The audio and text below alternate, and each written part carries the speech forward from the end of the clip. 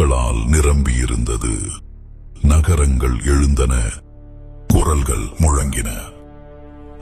ஆனால் அந்த சத்தங்களின் நடுவில் இதயங்கள் அமைதியாகின.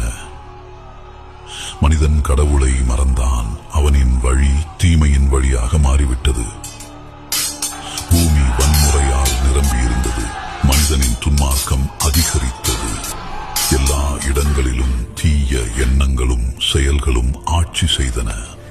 நியாயமும் கருணையும் மறைந்துவிட்டது. ஆனால் இந்த ஊழலின் நடுவில் ஒருவன் இருந்தான். அவன் கடவுளுக்கு உண்மையுள்ளவன். அவன் பெயர் நோவா. தன் தலைமுறையில் நீதிமான். அவன் கடவுளுடன் நடந்தான். உலகத்தின் துன்மார்க்கத்தை கண்டு மனித குலத்தை படைத்ததற்காக கடவுள் துக்கமடைந்தார். அதனால் கர்த்தர் நோவாவிடம், எல்லா மாம்சங்களின் முடிவும் எனக்கு முன்பாக வந்துவிட்டது. ஏனென்றால் பூமி வன்முறையால் நிறைந்திருக்கிறது. பூமியுடன் நான் அவர்களை அழிப்பேன்.